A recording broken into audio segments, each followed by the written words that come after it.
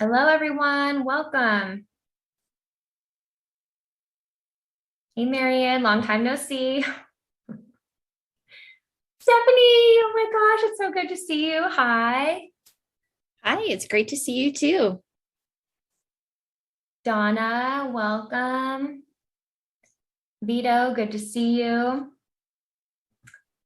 Just give you guys a second to kind of get settled. We're still waiting for some of our alumni to join us. But in the meantime, if you want to pop into the chat, introduce yourself with your name, if you attended Florida Tech, your class year, and what your degree was.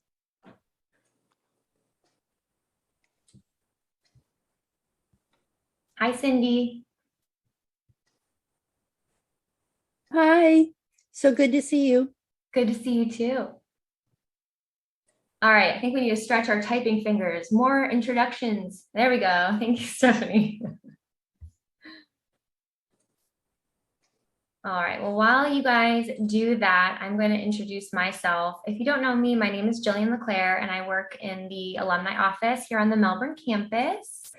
And I am so excited for today's Lunch and Learn lecture, which is our first of 2022, exploring the Internet of Things and what we all need to be aware of regarding our security and privacy as they become more and more prevalent in our homes and our daily lives. And now we've got some introductions here in the chat. Scott, Jillian, I just saw Jillian last week in Tampa at our alumni reception. Thanks for coming. Lisa Gill, hello. Kyle, Mitchell, Jim, Chris, awesome. Thank you guys. And so before I introduce our esteemed faculty member giving today's lecture, I'm going to launch a quick poll to see who's in the room with us today and get your general feedback on smart devices. So there you go.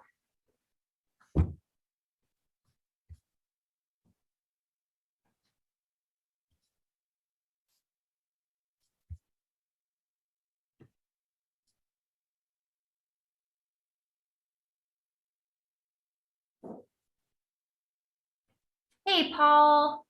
Thanks, Paul, for joining us. He's going to be doing a virtual lecture for us next week. Paul Sakala.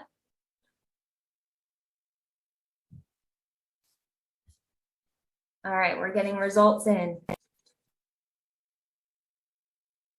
going to give you guys another 10 seconds to finish.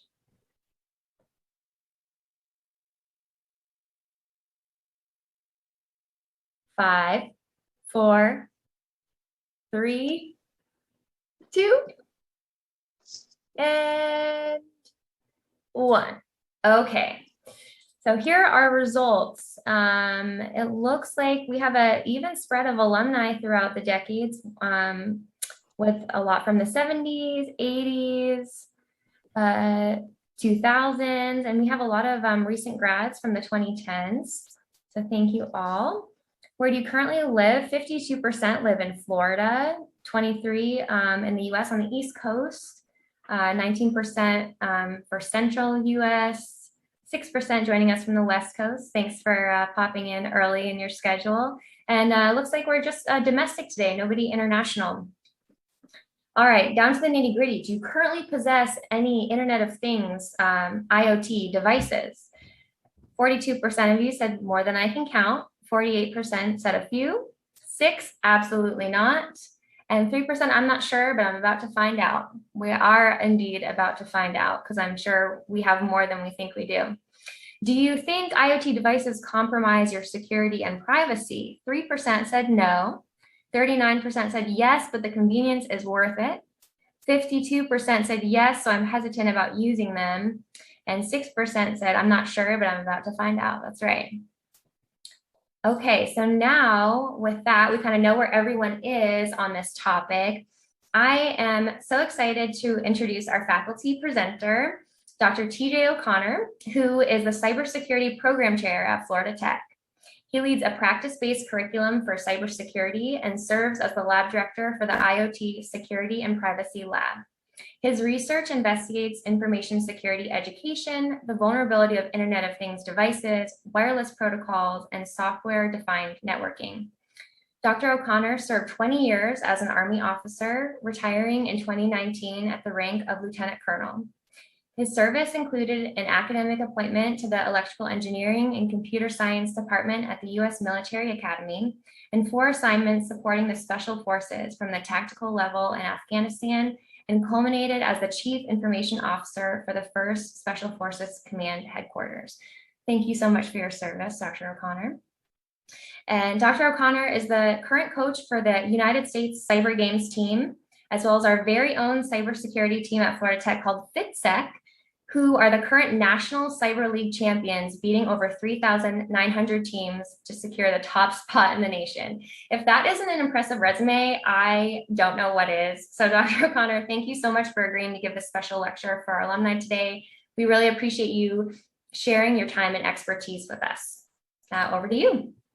Yeah, thanks a lot for having me. And I guess it's really nice to be a part of Florida Tech. And while you read off links of accomplishments, they're mostly other people's accomplishments that I get to be on the team for.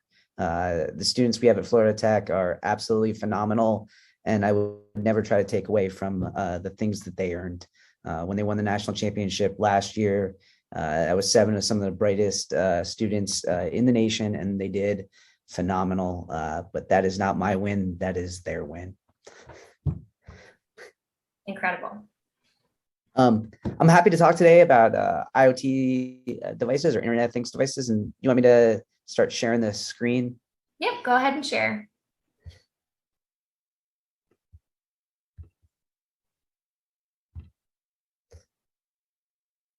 So I think we're all kind of a little bit familiar with IoT devices from the poll there. I think the one that stands out that gets the most notoriety that people are aware of is the wireless connected doorbell that keeps package thieves from taking stuff off our porches and lets us know when people are coming to our house when we're not home. Largely, IoT devices can be broken down into kind of 2 groups.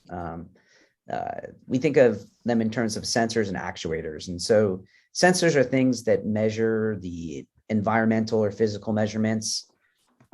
You know, some ones that I have in my house, I've got a teenage daughter, so I have a camera system in the event that my wife and I take a trip out of the house for the evening to make sure that she's not bringing 15 friends over. We've got motion. I've got a sprinkler system that is IoT connected that measures the amount of rain that's happened, and then it makes smart measurements on whether or not it needs to water the lawn, and that helps me from paying a huge water bill. We also have actuators, or things that actually do make physical movements. And so examples of this might be a wireless connected lock that allows us to lock a door that we may have forgotten from a phone on our app on our phone, or thermostats where we can, when we go away on vacation, turn down the temperature or turn up the temperature in our house to save money on electricity. There's quite a few of these devices that are in abundance now, and you can't really get away from them. I think at the house, we just replaced the water heater. And so I went to Lowe's and we were looking at the water heaters, and now even water heaters possess IoT connectivity, because why not on a tank-based heater, let the heater know that you're going to be away for a month, so you're not boiling the water constantly and keeping it and using energy that you don't need to. They've gained abundance, billions of devices in worldwide use, and continuing to go at a rate that it's not even accurate to give a measurement at this time. But alongside this growth comes a massive amount of problems that are starting to creep up, and we're starting to see in terms of 2 areas: the lack of transparency that we'll talk about first here, and then the lack of control. And so I've got a couple examples here to illustrate kind of the problems that this lack of transparency and lack of control present with IoT devices. And then I'm going to talk about some research with our students where they found similar problems and presented on it. A couple of years ago, what really came to light with Ring Doorbell was that you have this Ring Doorbell on your house and you install it, and you believe that doorbell is kind of the videos that it takes, you just get to see. It lets you notify if someone dropped off a package, let you know if someone came to your house.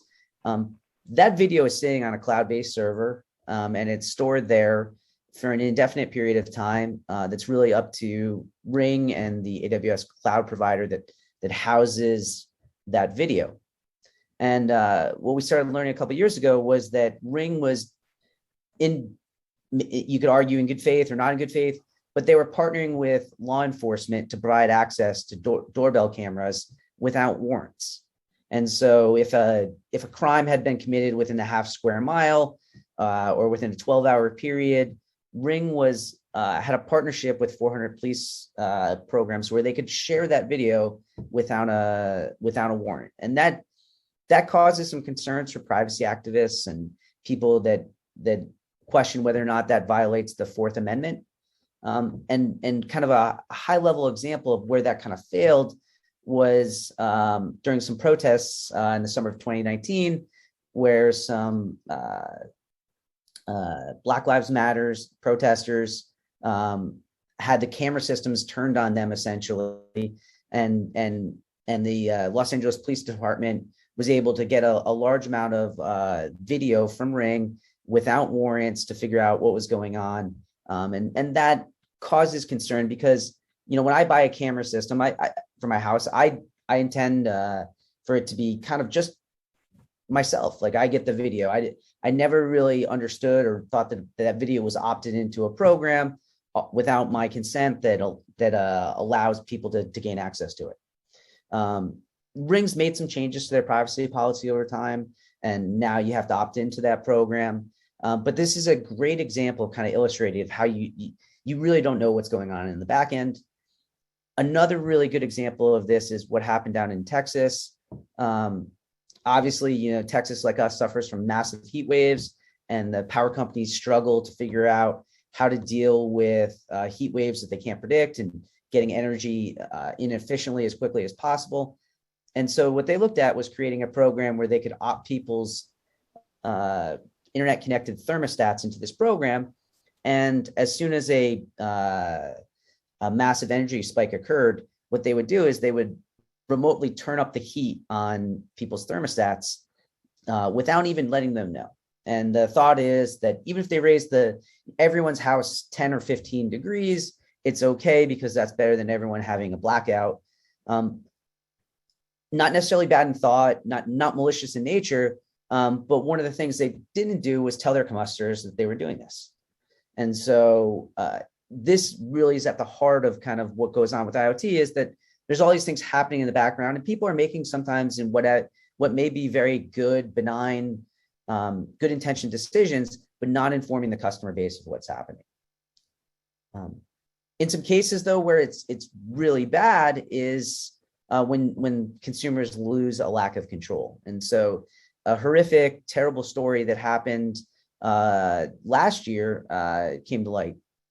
So ADT is a company that installs security systems. They're a well-known company. They've been around for years, and they recently got into the IoT market, where you can have an ADT technician come to your house, install a security camera, and it gives you some sense of control and security that you have a camera system at your house, especially if you're just kind of a new grad starting out, and you've got this system that can help protect you, and that's the purpose of a security system. In all reality, one ADT technician took advantage of this, and he, as he would go into a house and he'd install a security system, he would put his credentials into the security system so that he could gain remote access whenever he wanted to the camera system. And then over a 4-year period, he accessed the camera systems of 220 women 9,600 times without their knowledge or consent, and essentially spied on them. Where this is really bad is the fact that for 219 individuals, they really didn't get any type of notification that, hey, someone has access to your camera system, there's this additional account.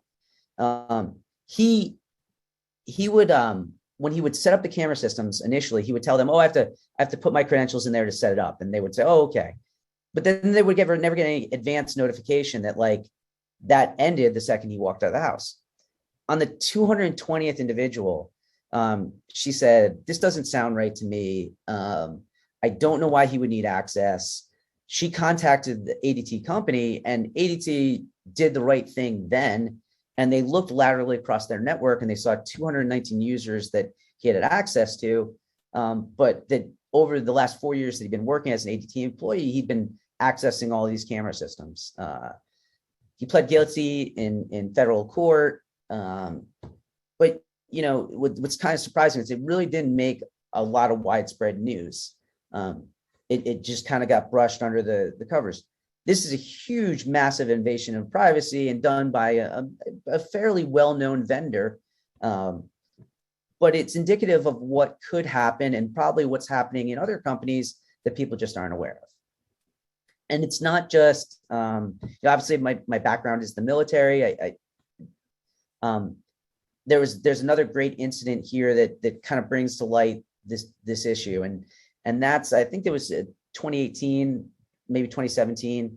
One of the things that came to light was the Strava heat map leak. And so if you've ever used a Fitbit fitness tracker to count your steps in a given day, it's an internet.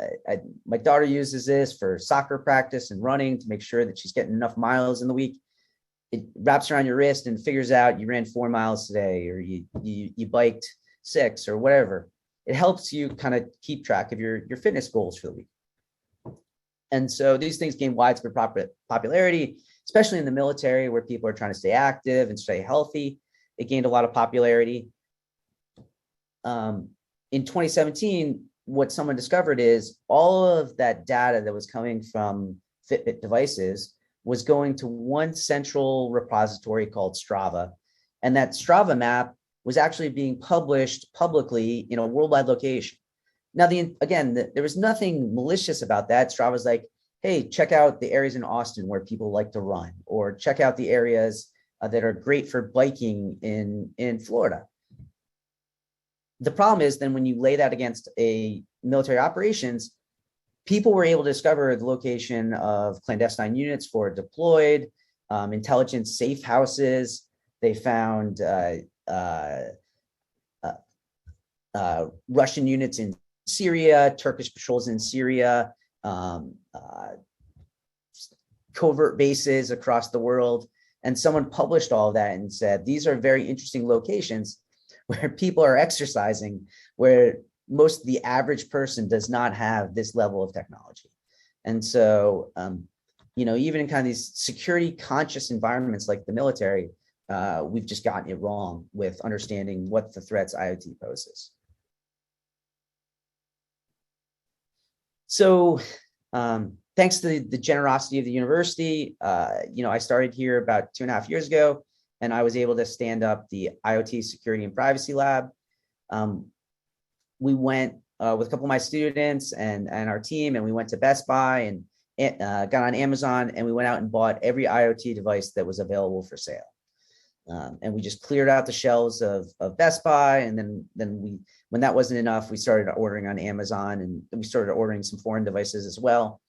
But the intent was to get a large population and sample of IoT devices. We bought doorbells, we bought locks, we bought security systems, we bought fitness trackers, we bought garage door openers. If you can think about it, it's an IoT device, camera systems, we bought it. We put it in a lab, and then we put in a lab where we could study its network traffic, and we could study its interaction with its companion application that controls it, and take it apart and look at the circuits on it and understand exactly what the device was doing and what threats it truly did pose. And so I'm excited to share with you some of the research that our students have done. Again, I really don't like taking credit for my students' work, so I'm going to make sure that I really highlight the individual Florida Tech graduates and current students that did this work. The first one is Daniel Campos, and he graduated in the spring of 21, so just about a year ago. And Dan Campos was in our class on mobile and wireless security. And in that class, I share with the students the story of IoT backdoors.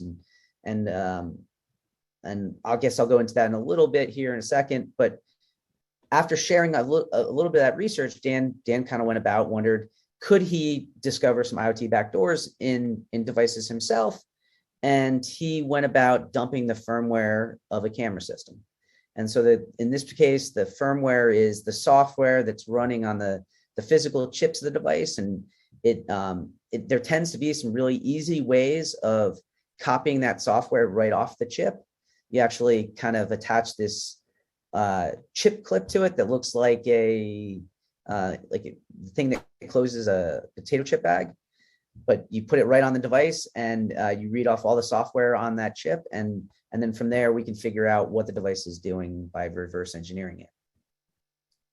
And so in class, before Daniel did this, I talked to the students about what happened a couple of years ago with the federal government's ban of two companies, Dawei and Hikvision. Both of these companies are Chinese-owned companies that were declared essentially non-persona grata for the procurement through the federal government because there was concerns about the supply chain of these devices, that they could be compromised. Someone could put backdoors in them or gain access to them remotely.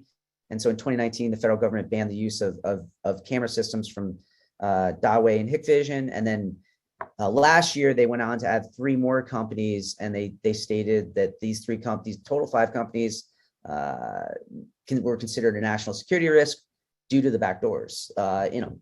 And in class, we take one of these devices firmware apart, we look at it, we analyze the backdoor, and we do an actual assessment of what is the real threat of this. And in the case of one of those Hikvision products, it's pretty bad. Anyone can gain access to that camera system if they know the backdoor exists and they know how to access it. And so after showing that, Daniel went about and he took his camera system here that we had. And this camera system is a Genie branded camera system. There's at the time they were being sold at Walmart, and he dumped the firmware of it. And after spending a couple hours looking at the firmware, he noticed that there was a default username and password, and that default password was set on the device in such a way that it could never be removed, and it was never logged. So when anyone gained access to the camera system, they could gain access with this default username and password, and no amount of security I put on the device would prevent someone from getting access to it, and no amount of logging was available to determine who had gained access. And so it looked pretty bad. Because now what could happen is if someone wanted to, they could just gain access to that camera system and essentially use it to spy on whoever they wanted.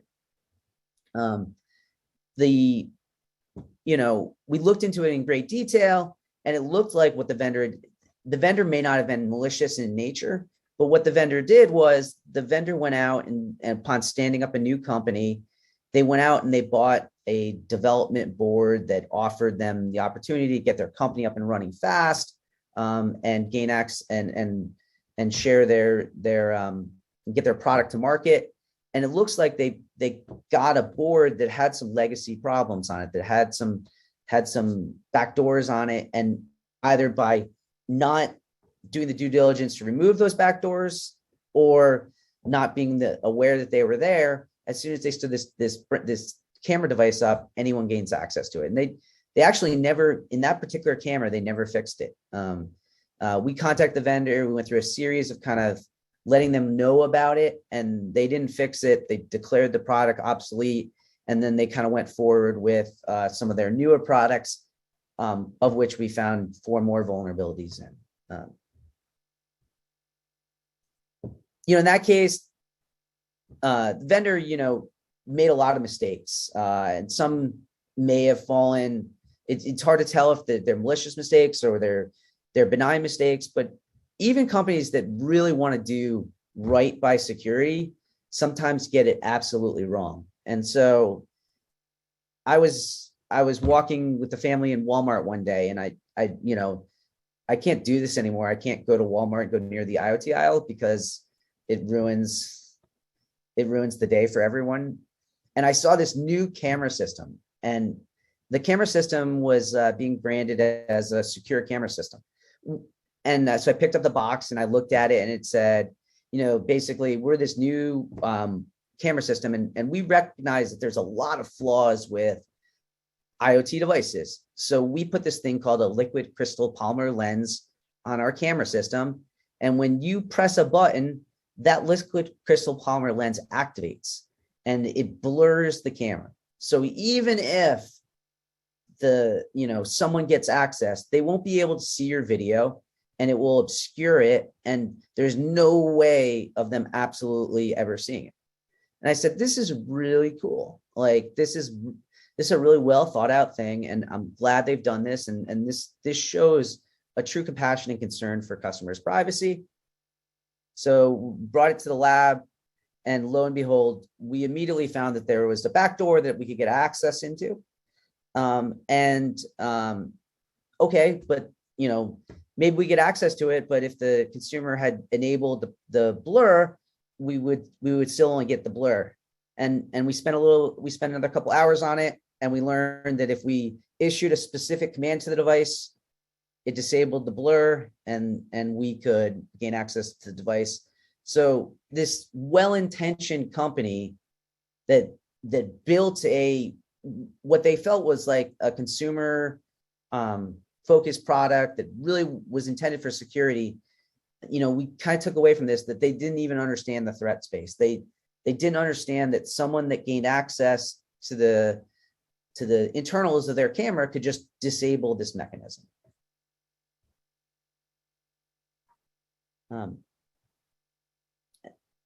Another good project that we looked at, and this was done by Dylan Jesse, who's a current student. He's a junior. He's in our RTC program, outstanding student. He looked at the communication of IoT devices. And so what do they say between the actual companion application on your phone and the IoT device? And what he found is that in most cases, this is really, really simple communication. In the case of a lock, for example, on the left, Dylan found that this lock that we have in our lab, if you press the button to have it locked, it basically sends a 0. And if you press the button to send an unlock, it sends a 1. And Dylan wondered what would happen if we were able to intercept those messages and change them. Could we cause false states of the devices or lie to consumers? And so he started manipulating the traffic of devices. He imagined that if he was sitting in the middle of the traffic and he changed the 0 to a 1, he could cause it to be manipulated so that the door would actually unlock when the user requested locked. And then he also manipulated traffic coming from the device. So maybe the device said there were 2 users, but Dylan would grab that message and lie and say there's only 1 user on the device. And so deceiving the state of devices. He went out and we tested this against 20 very popular brands that you see on the right. And we found that 16 of them were vulnerable. And Dylan did things like hide the users on the device, disable alarms, spy on people's Amazon Echo messages, and give false responses to Amazon Echo. So, you'd ask it to play a certain song, and instead it would always play Katy Perry. Dylan changed the video feed from camera systems and screenshot and the images that camera systems took. He did quite a bit. And so some examples of that. Here's a internet connected lock. Here's what it's supposed to be displaying. It's supposed to be displaying that Alice and Mallory have access to the lock. But when Dylan's attack occurred, it only says that Alice has access. And so Dylan would hide the malicious actor known as Mallory on the device, and the user would never gain an understanding that there was this additional hidden user. We generated a bunch of traffic by walking in the lab and unlocking locks and creating motion sensor alerts for the SmartThings product. And then Dylan wrote a small script that disabled that so that they would show absolutely zero history. And then finally, because if you're an undergraduate student in computer science and you have the opportunity to take over a camera system, he took over camera systems here that displayed pictures of our lab, and he replaced the pictures with images of the popular character Dr. Evil from a 1995 movie.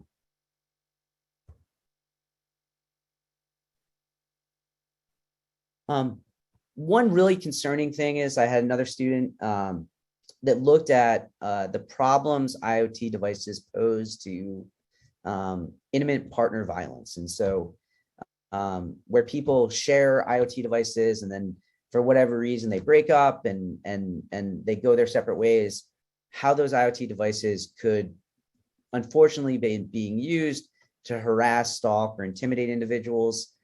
New York Times did a very informative piece on this a couple of years back and really kind of set the tone for, unfortunately, IoT devices are being used in intimate partner violence. So Blake Janes, who's going to graduate in December, had a concern about that and really wanted to look into it. And so he proposed an experiment where two people, Alice and Bob, moved together into a house. And when they do, now they both have access to that camera system. Alice gives Bob access and Bob can view the camera system, which is the purpose of the camera system at this point. But then for whatever reason, Alice and Bob separate. At this point, Alice should get some type of notification that no one has access to her account. She should have an understanding that the security system that she used to share with Bob, he no longer has access to. But what Blake found was that if Bob had connected some time before Alice separated him and left that connection open, then Bob could continue to stream video indefinitely without Alice ever knowing. And Blake looked at 20 different camera systems. They were widely popular, top vendors, and he found this flaw in 16 of them. It varied from anything from like 10 minutes that someone gained access to a day, to some camera systems you could persist on indefinitely based on how that access was granted. These are the camera systems he looked after. So right away you recognize probably some top, Ring doorbells you could persist on. The Genie company I mentioned before, Momentum company, D-Link. But one of the ones that really stood out was the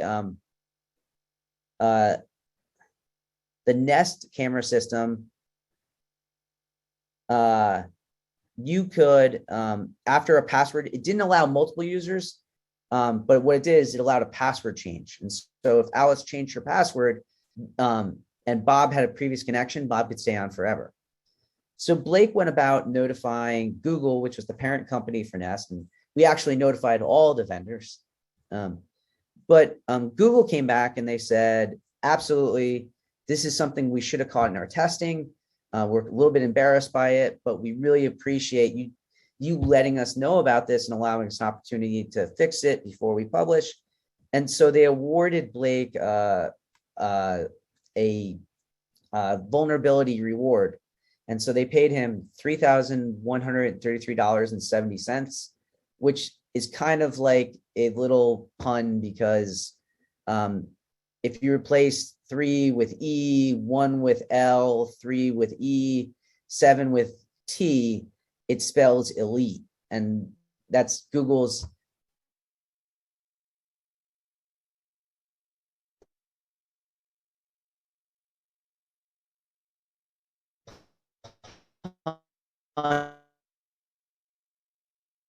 of fame and rewarded him for doing the right thing, finding this vulnerability, informing of them, and helping them fix the vulnerability. And they solicited his input. Another company, Samsung, that we found this vulnerability on a camera system, came back to Blake and they said, hey, we're looking at this and we'd really like your input on, our engineers think we can fix it this way. Do you think that's going to work? And, as a faculty member, that's trying to inspire students to be responsible and to responsibly disclose vulnerabilities. This was a really positive experience to watch Blake receive so much positive attention from companies that were really trying to onboard him and thank him for his research and fix the problems. Wasn't the case with all companies. Some companies had a very negative response to it, said it wasn't a problem. But the companies that did it right, we were really appreciative of.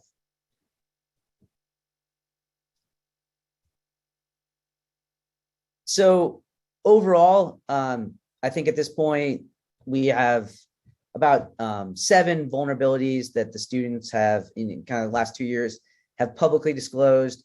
We have some other vulnerabilities that we're in the process of working with companies to fix on different camera systems. And we have some that we published in publications and never kind of registered it as actual vulnerabilities. But the lab has been very productive about bringing attention to the vulnerabilities in these devices and how they pose a threat to the security and privacy of consumers. Again, just tremendous research by Blake and Dylan and Dan and a lot of other students went into this, and so they've published quite a bit of research on this. They've Ahmed, who is a PhD student graduating, who's defending his dissertation next week, has actually built a series of devices that actually help defend IoT devices and inform consumers about the privacy threats that are on their network. And Dan Campos' thesis was on intercepting all the network traffic from IoT devices and informing consumers about what their devices are doing and giving them the access and ability to control that.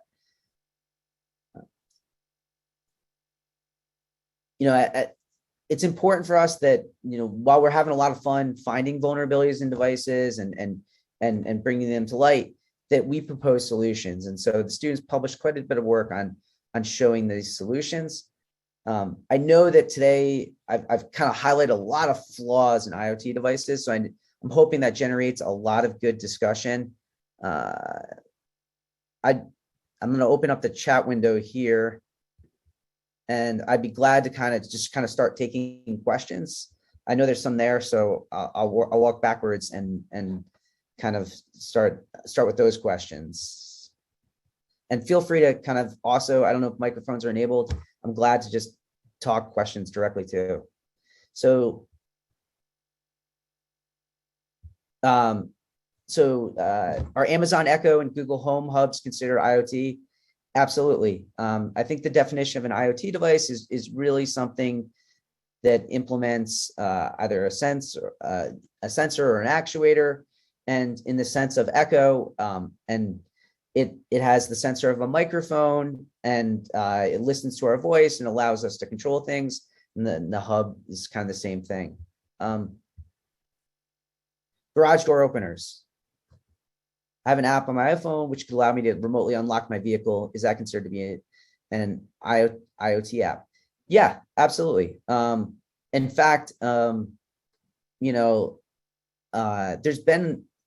was this terrible thing that happened a couple of weeks ago where they discovered that some current Honda vehicles don't encrypt their traffic on that app and can't allow that message to be replayed. So anyone can cause a replay attack to allow Hondas to unlock.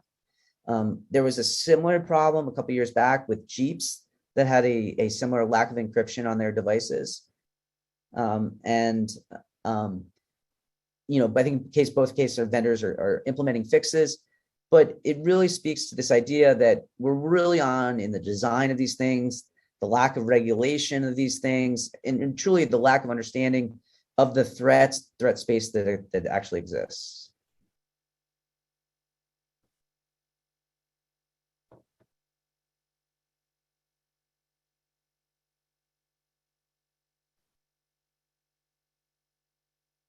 So Mario asked about the lock unlock commands, whether they were unencrypted in the application for the lock. They were actually encrypted using SSL, which is secure socket layers, which is a modern practice of encrypting traffic. The problem was that they didn't implement a technique known as SSL pinning. And what SSL pinning is forcing a specific certificate to be used for that encryption. And so Dylan was able to actually spoof a fake certificate, get the device to accept it, and then decrypt all of that traffic. And so when we actually worked with the vendors to fix a lot of those spoofing attacks, our primary recommendation was that the vendors fix their SSL pinning.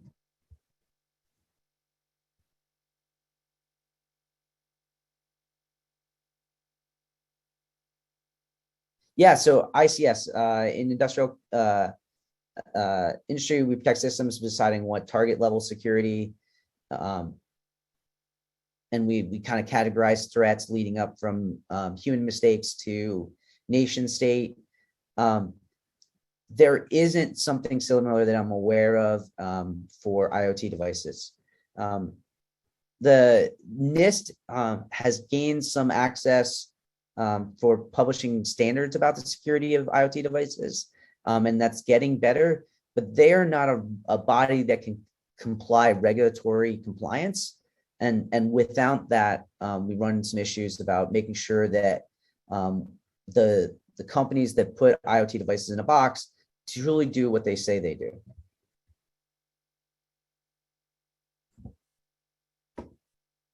Have companies like Google received bug notifications? Yep, quite a bit. Google does a phenomenal job with their bug bounty program.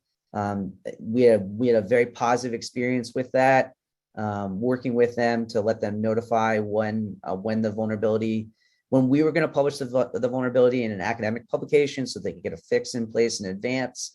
The Google bug bounty program where they rewarded Blake was a very professional experience. Are radio frequency baby monitors at risk for hacking as well? Yes.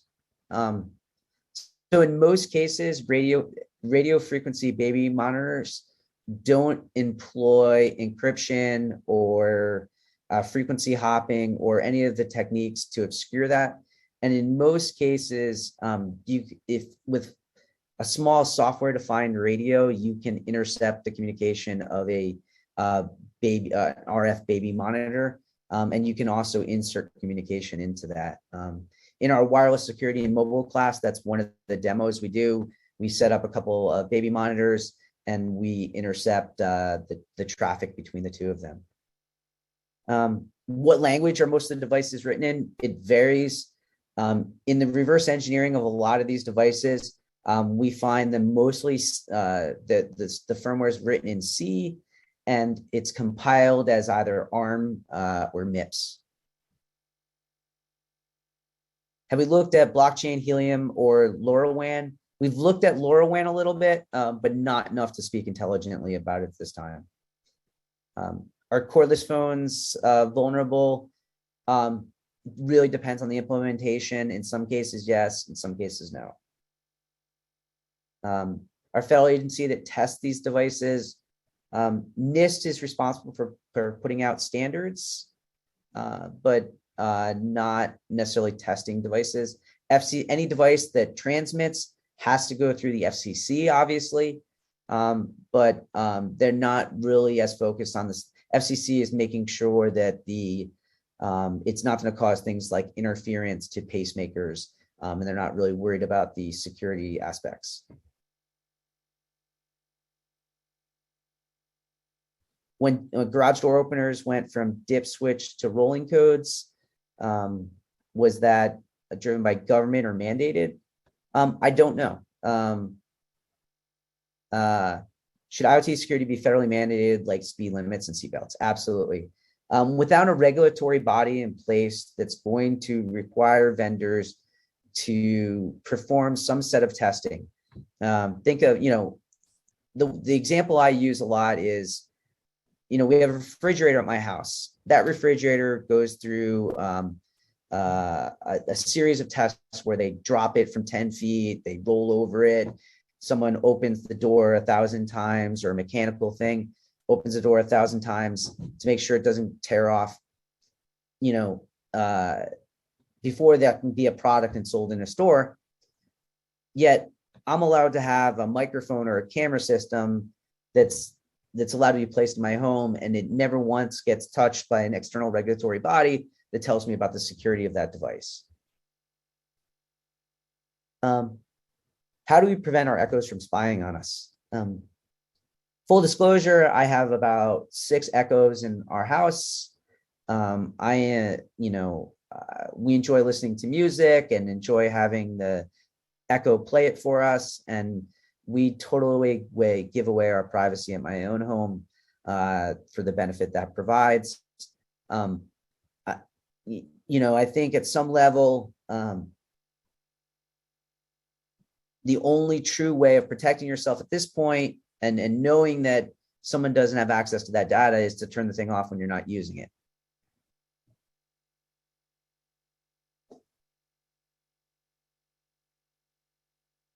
Are you optimistic that transparency will improve? I think there's being a lot more attention called to it. So I am hopeful. So what's the realistic concern that someone should have for this versus some type of nation state attack where the devices are being used to spy on a military or intelligence? Great question. I think, like anything, I think the ADT example really illustrates the best example of what really concerns me. That a insider in the company, either a contracted employee or someone has access to the data, is going to go through my personal data that I believe to be sitting encrypted on a server somewhere that they shouldn't have access to. And this individual is allowed to comb it and essentially spy on my family and listen to the things I tell the devices. In that case, that is the thing I'm most concerned about.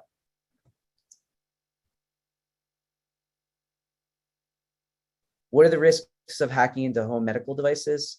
There have been some publications on vulnerabilities of medical devices. There was a series of attacks known as the MedJack that academic researchers proposed a few years ago.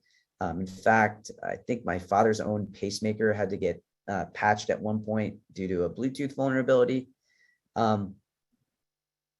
You kind of have to be a horrific person to target medical devices. But given they're running on small embedded architecture, the threats do present themselves. We deal in the smart home market here in the lab, but I can't speak with as much certainty, but I would assume that anytime a medical devices go through a lot more scrutiny, but that doesn't mean that vulnerabilities don't present themselves, because there are some documented cases of that. You showed a few brands that have not been responsive.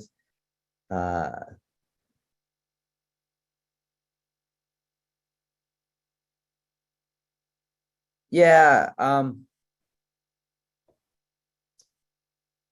think I'll answer this question by saying the brands that I felt were responsive.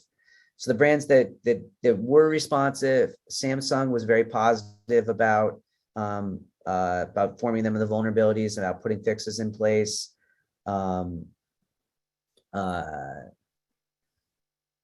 Amazon met with the team and was very positive about understanding the issues we presented themselves. Google was very positive about presenting themselves. I think the vendors that caused us concern were maybe actually, and this is kind of an odd paradigm, is kind of some of the smaller vendors that were brand new startups and just getting IoT devices on the market. and maybe hadn't recognized the threats that they posed.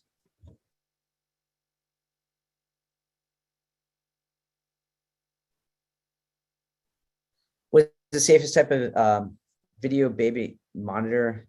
I don't mean brand, but more along the times of the monitor. Yeah, so the RF ones, they all come with different risks. The RF ones, the radio frequency ones, that, the risk is that your neighbor is going to listen, that has a software-defined radio. The internet connected ones that use Wi-Fi, the risk is that someone can reach out over the internet and connect to it if there's a vulnerability. Short range radios like Bluetooth that are not connected to the internet would probably be the best case scenario, but that's not to say that vulnerabilities don't exist in those either.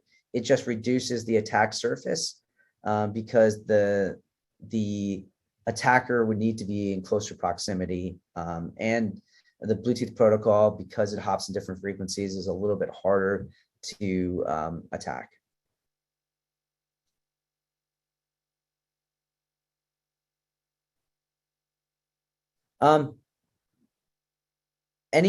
So I try to run through as many questions there as possible. I know I might have missed a few. So is there any, so John asked a great question. I have a Wi-Fi video baby monitor, and our Wi-Fi is WPA2 protected. WPA2 is a wireless protection standard that uses some enhanced encryption mechanisms to protect it. Is that good enough? Maybe, maybe not. It depends. Did you choose? In some cases, people employ the best cryptographic protocols possible, but then they choose very weak passwords. And in that case, WPA2 is not enough. The other piece of it is, does really, where is that IoT device, that camera system, storing the video? Is it storing it in a cloud-based server? There was this story of a few years back called Cloud Pets, and what Cloud Pets were these toys that you would buy your kid, and your kid would talk to the Cloud Pet, and then it would say things like, when is Christmas? And the Cloud Pet would take that audio, put it on the upload it, transcribe it, and then figure out an interesting way of answering that question. They'd say Christmas is December 25th. The problem was that audio that the Cloud Pets were storing was left in unsecured servers on Amazon, and someone went along combing these things called Amazon buckets and found all of the Cloud Pet recordings. So in the case of your IoT camera system, if it's storing it in IoT buckets in the cloud, again, we lose this lack of transparency of where it's storing that, how it's storing it, if the right information controls are in place. And so I can't say with certainty that, that is secure. Laptop cameras pose a risk. Absolutely. I think the trick of having masking tape over your camera system is always a good trick.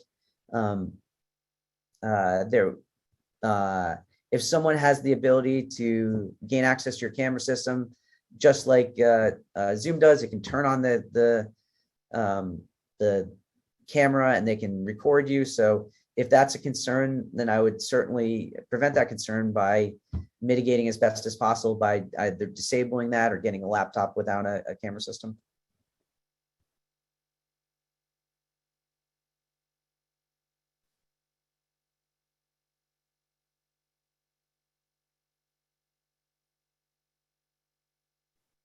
I apologize. I don't know if I missed any questions. So if I skipped over your question, please feel free to just kind of ask it again. I kind of scrolled as fast as I could through some of those questions.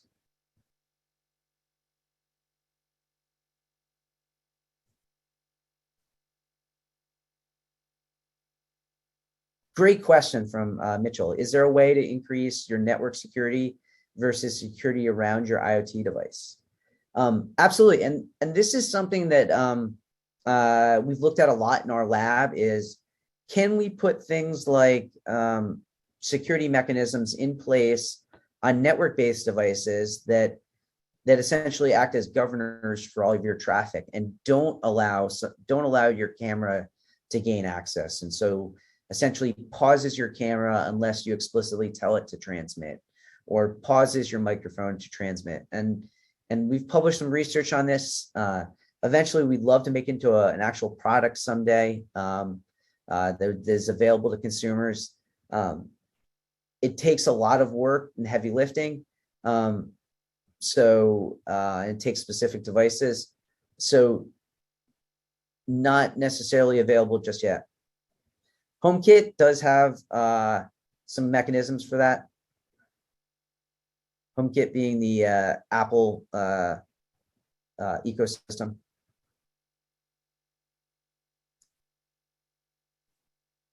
Are most vendors using only communication encryption but not data encryption? It depends. In a paper I wrote a few years back, and this was 2018, so it's a little bit dated. Whether they were using encryption really depended, and better yet, using encryption right, really depended on a couple of things. Traffic tends to go to a couple of different locations depending on the type of traffic. So like video feeds that are large in nature, on demand, have to be like low latency, very fast, tend to go to different servers than telemetry data controlling the device. And telemetry data controlling the device tends to be application programming interface specific to that device and that vendor, and goes to vendor servers. And newer vendors tend to get that wrong. More mature vendors get it right. But how they do encryption really depends on the specific vendor implementation. We had a paper called Through the Spyglass that I think it's maybe the fifth paper listed down here that we presented it at CSET last year, where we actually walked the different endpoints for encryption and said how well they were doing it or not.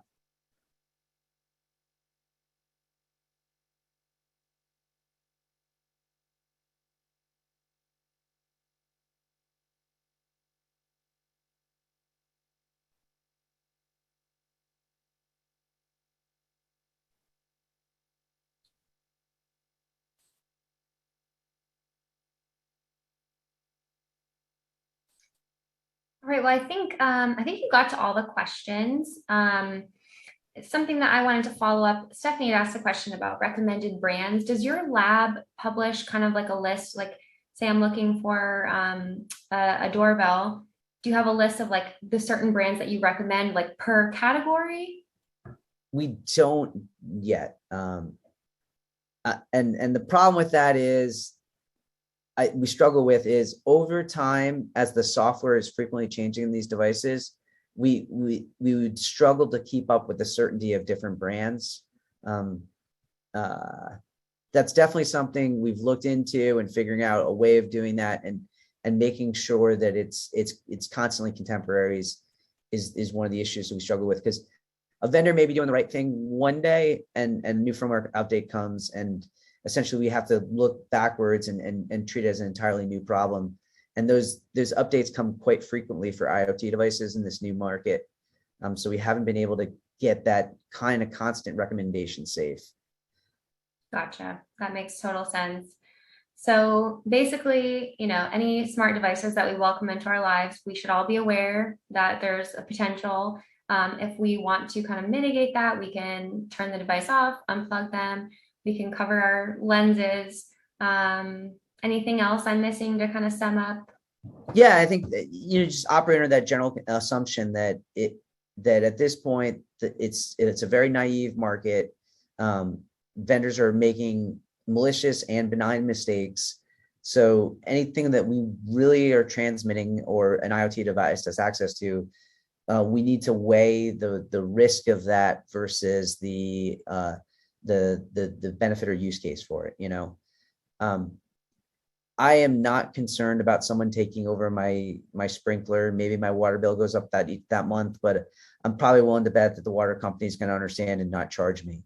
But I would never install a camera system in one of my child's bedrooms, and that would, I would, for fear of the fact that someone could take it over remotely. So I think, it just kind of goes with good risk planning and understanding what threat each one proposes, and then in which case that device I can benefit out of it and I'm willing to accept a little risk.